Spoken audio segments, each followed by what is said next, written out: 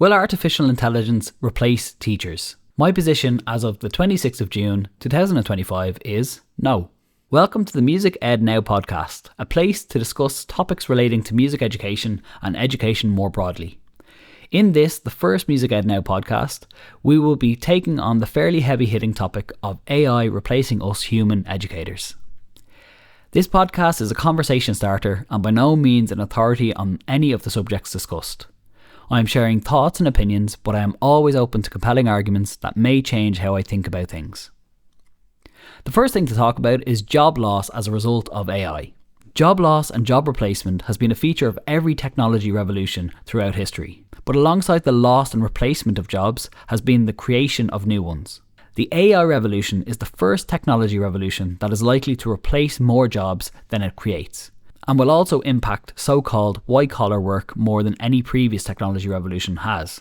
Recently, in a short 6-week module, I have implemented the use of ChatGPT to get students to start thinking critically about the use of AI and its impact on society and their own futures. A warm-up question in one of the lessons is, will AI replace jobs? The students intuitively mentioned self-service checkouts and other things that replace work previously done by humans. But in one of the lessons, a student said, I think AI will take your job. The student was half joking, but it sparked a great conversation.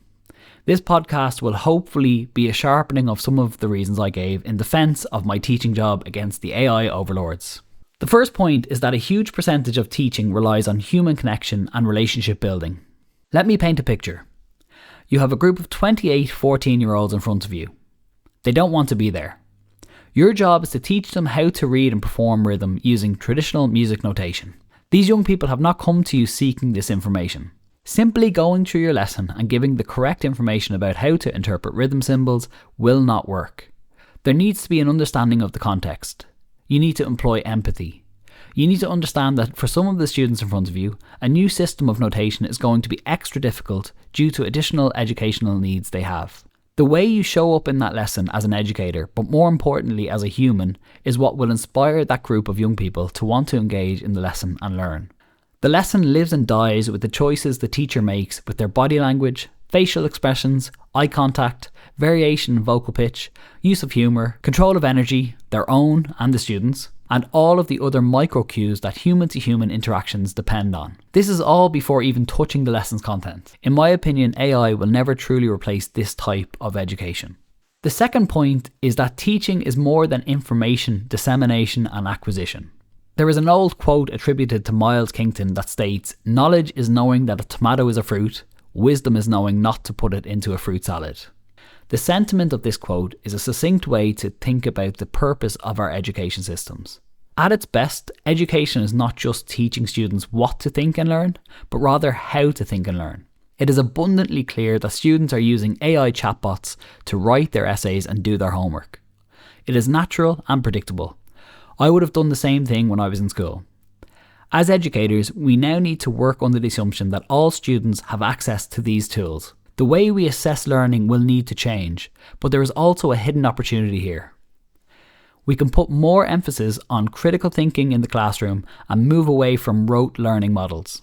Rote learning has its place, of course, but the formation of ideas and application of learned concepts is one of the ideals of an education system founded on critical thinking. For me, we stand at a bit of a crossroads here. We can say that ChatGPT and its colleagues will be the death of critical thinking, as students outsource their thinking power to the robots. Or we can take the opportunity to create new ways of assessing learning that rewards unique ideas, opinions and creativity in the execution of concepts that are learned. In my opinion, positioning education as the mechanism that teaches students how to think and learn, in addition to what they need to know, is another way to future-proof teaching jobs in the age of AI. The third and final point is a bit of a lofty philosophical one.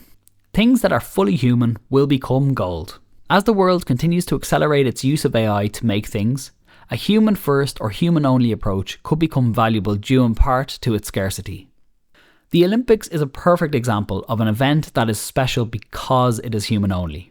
Nobody tuning into the Olympics is saying, that's great, but a robot will be faster. No, we are tuning in to see things that are on the edge of human capability. Knowing that the athlete is just another human being that has worked tooth and nail to get to this point is what makes the Olympics magic. It's the story of human struggle and the sacrifices made that inspire millions of people.